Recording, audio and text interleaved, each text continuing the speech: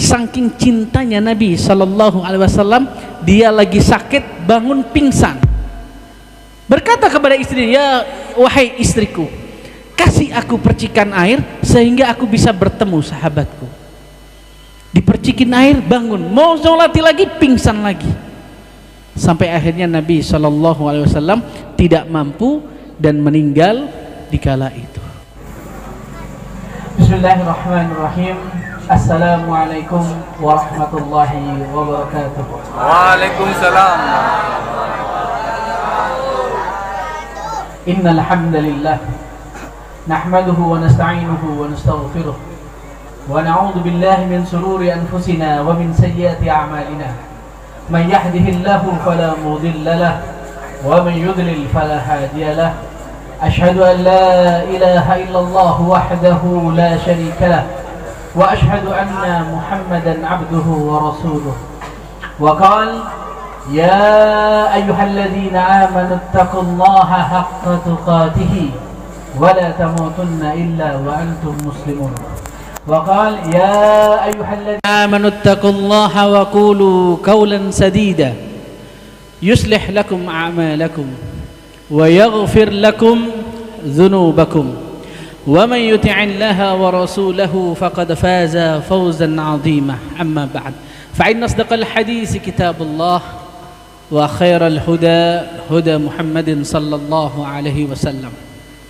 Bapak ibu-ibu yang insyaallah dimuliakan oleh Allah Subhanahu wa taala, pertama-tama marilah kita panjatkan puja dan puji syukur kita kehadirat Allah Subhanahu wa taala, yang mana Allah Subhanahu wa taala telah melimpahkan taufik hidayah serta inayahnya kepada kita sehingga kita dapat berkumpul dalam acara momentum nuzulul Quran, yang mana Allah Subhanahu wa taala dan kita meminta kepada Allah agar kita diberikan keberkahan oleh Allah Subhanahu wa taala dan kita hadir dalam acara nuzulul Quran ini dalam keadaan sehat walafiat.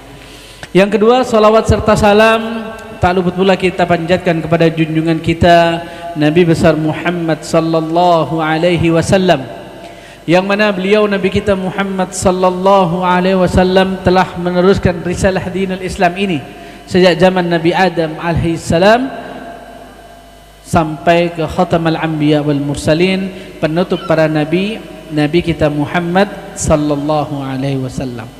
Bapak ibu-ibu yang insyaallah dimuliakan oleh Allah Subhanahu wa taala, syukur alhamdulillah Allah Subhanahu wa taala masih memberikan kita kenikmatan-kenikmatan. Di 20 Ramadan ini kita masih diberikan kesehatan. Ini merupakan karunia dari Allah Subhanahu wa taala. Banyak orang-orang yang sebelum kita ini, sebelum Ramadan kali ini, Ramadan yang telah lalu, tapi belum menjumpai Ramadan yang saat ini ada. Artinya mereka sudah meninggal mendahului kita. Dan kita alhamdulillah Allah berikan kita usia yang panjang, kita berikan umur panjang, bisa masuk ke dalam Ramadan kali ini. Dan kita berdoa kepada Allah Subhanahu wa taala, Ramadan kali ini betul-betul menjadi Ramadan yang terbaik buat kita. Betul-betul Allah Subhanahu wa taala ampuni semua dosa-dosa kita. Betul-betul Allah Subhanahu wa taala tinggikan derajat kita. Dan ini wajib kita minta kepada Allah Subhanahu wa taala. Dan satu kodenya, jangan lupa kita selalu bersyukur kepada Allah Subhanahu wa taala atas apa-apa yang telah Allah berikan kepada kita. Maka itu kita berdoa kepada Allah, ya Allah, ya Rabb, jadikanlah kita sebagai abdan syakur, hamba-hamba yang betul-betul selalu bersyukur kepadamu ya Rabb. Karena kita kalau dijadikan sebagai abdan syakur, maka kehidupan kita akan lapang, kehidupan kita akan nyaman, kehidupan kita ini tidak sesak dengan apa-apa perihal duniawi ini. Bapak ibu-ibu yang dimuliakan oleh Allah Subhanahu wa taala, di momentum nuzulul Quran ini luar biasa. Ada dua hal yang harus kita fahami. Yang pertama adalah momentum nuzulul Quran, yang kedua adalah yang namanya Lailatul Qadar. Nah, nuzulul Quran dengan Lailatul Qadar ini adalah berdampingan, Bapak-bapak. Nuzulul Quran di 20 Ramadan, di akhir Ramadan Allah turunkan Al-Quran. Allah pengenkan kita faham bahwasanya Al-Quran itu sebagai dusturuna, Al-Quran itu pedoman kita. Al-Quran itu apapun permasalahan dunia, serahkan kepada Al-Quran. Maka itu dengan turunnya Al-Quran tidak ada lagi yang namanya hiruk pikuk dunia ini tidak dapat diselesaikan, karena dusturuna Al-Quran sebagai pedoman kita. Maka itu tatkala kita membahas tentang masalah Al-Quran, Al-Quran yang qasimu ila qismaini, Al-Quran itu terbagi menjadi dua. Sering kita sampaikan Bapak Ibu-ibu, Al-Quran itu terbagi menjadi dua macam.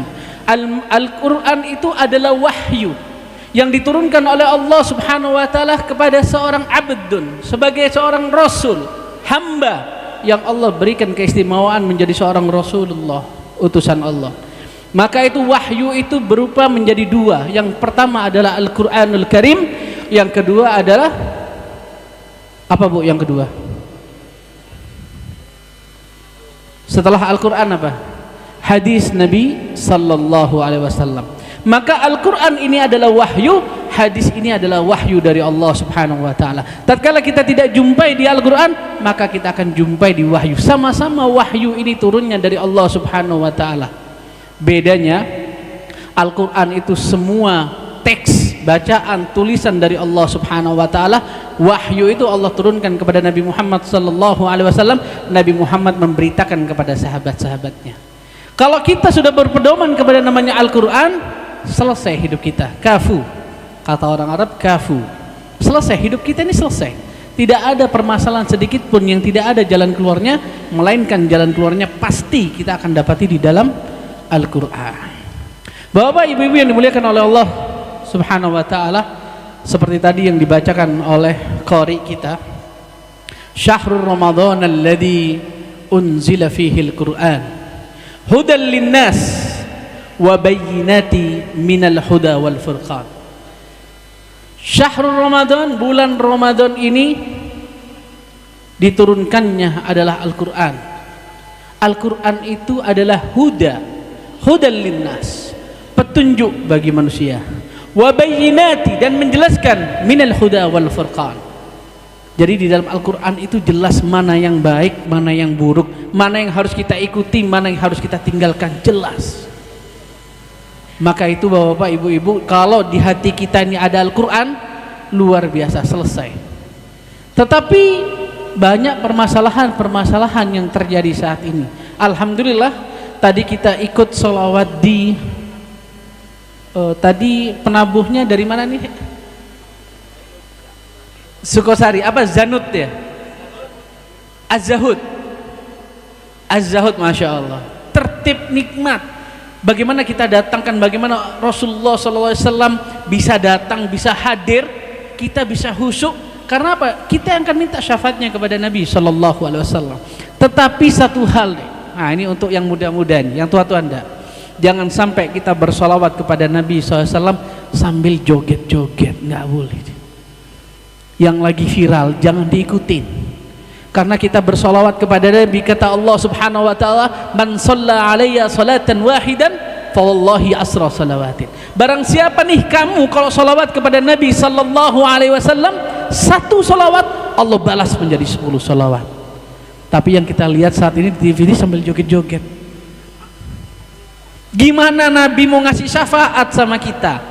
Gimana Nabi mau cinta sama kita? Gimana Nabi mau ambil kita nanti di yaumil mahsyar? Kita solawatnya dibuat mainan. Ada ngaji juga dibuat mainan. Jangan. Kalau urusan agama ini bukan tempatnya, ya. Kalau urusan agama, bersolawat kepada Nabi, kalau kita ingin dapat syafaatnya Nabi Sallallahu Alaihi Wasallam, jangan pernah kita bersolawat main-main. Nggak boleh, dosa. Itu alamat Nabi nggak akan pernah cinta sama kita.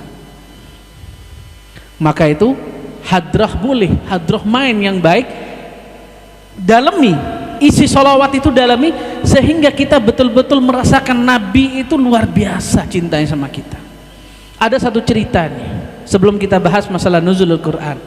Kalau kita lagi ada namanya daerah Nabawi, itu namanya Sakifah Bani Sa'idah.